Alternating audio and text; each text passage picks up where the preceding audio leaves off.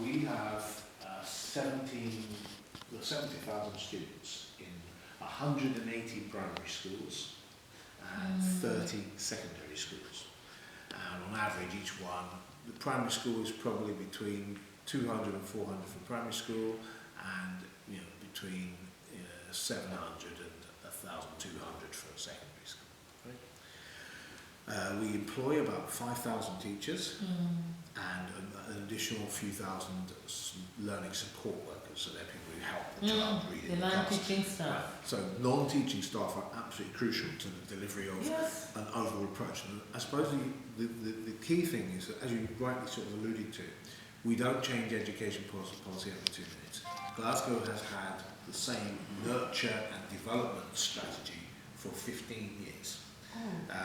What we mean by a nurture approach is we look at the whole child's life, not just their time in the classroom, but look at the way poverty affects them, adverse childhood traumas, called ACEs. Some kids have not got a parent at home that is there to teach them to read and all that sort of stuff, or support their learning. So we have, and also the timing, we have everything. We have a very important focus on early years, that is preschool. So we spend a lot of money.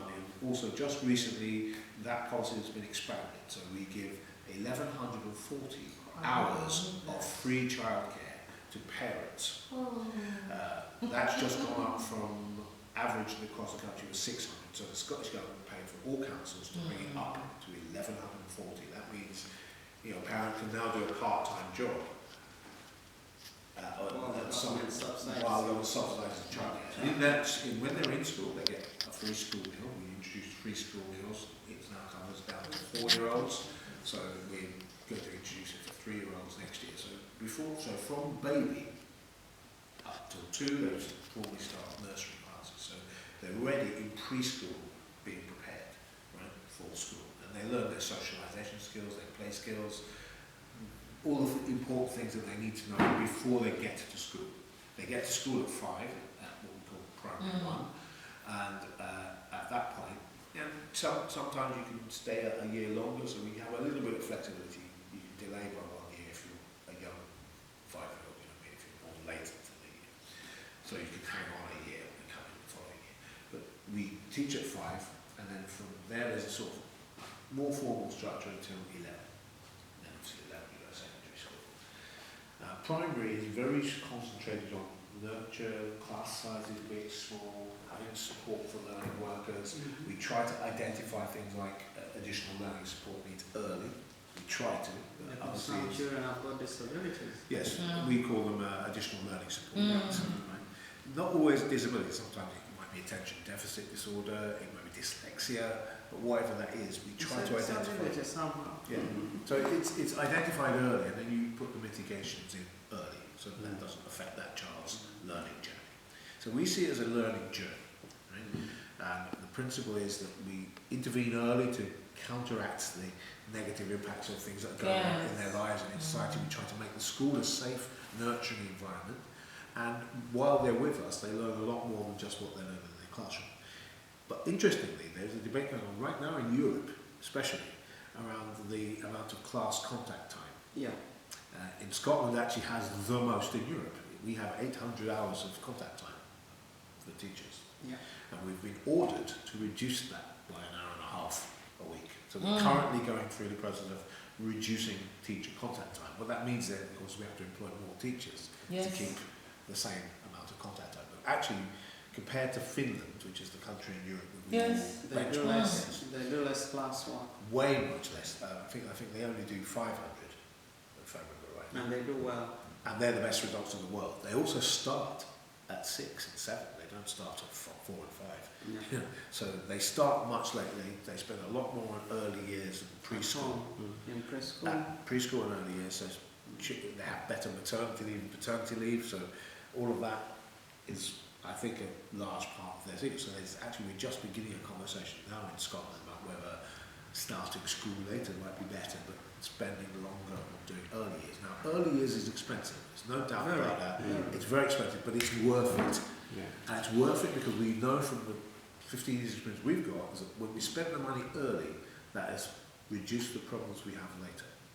it meant that the results now, Glasgow, despite the pandemic, we had, for the first time, one of our schools, one of the schools near to me that my students go to, had 100% successful destinations for its 16, 17 and 18 year olds. Many more pupils are now staying until 18. We used to have the phenomenon where they left at 16 after doing what would have been called O-levels in England, but we call them standards. Now they leave after they've done their highers, the equivalent of A-levels. But So also they leave at 18. Also to point that there is an age where a child is expected to be in school as a must. Yes. Once you're not yet 16, you cannot leave school and be on the streets. It's policy. You're an adult at 16, but even though the adults between 16 and 18, they stay on. They stay on, and the positive destinations they have obviously are university, professions, jobs, a vocational training. We're trying to really emphasise that. There's a program called Developing Young Workforce, which I think would be very interesting to you because it exactly addresses this point about skilling up young people to have a destination. And we also track modern apprenticeships. Modern apprenticeships, yes, exactly right. So that's been a big thing in the last few years. We're trying to also educate parents. This is one of the things, particularly in my community, and I suppose yours as well. Educating parents to look at what jobs are actually available in the economy now. We value doctor, lawyer, but we don't know what a systems analyst is. And a systems analyst actually earns more than a doctor or a lawyer.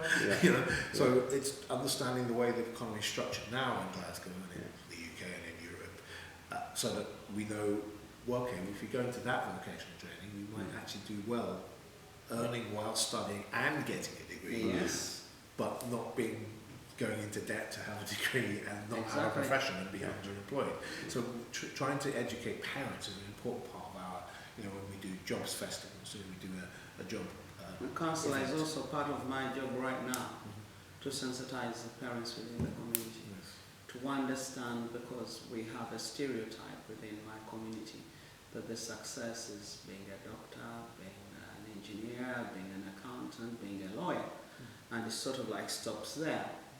But now time is moving on, where our generation, our own children don't like that culture.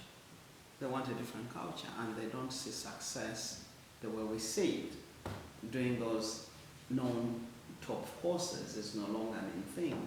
So I'm doing that actually within COVID, we're having Zoom meetings.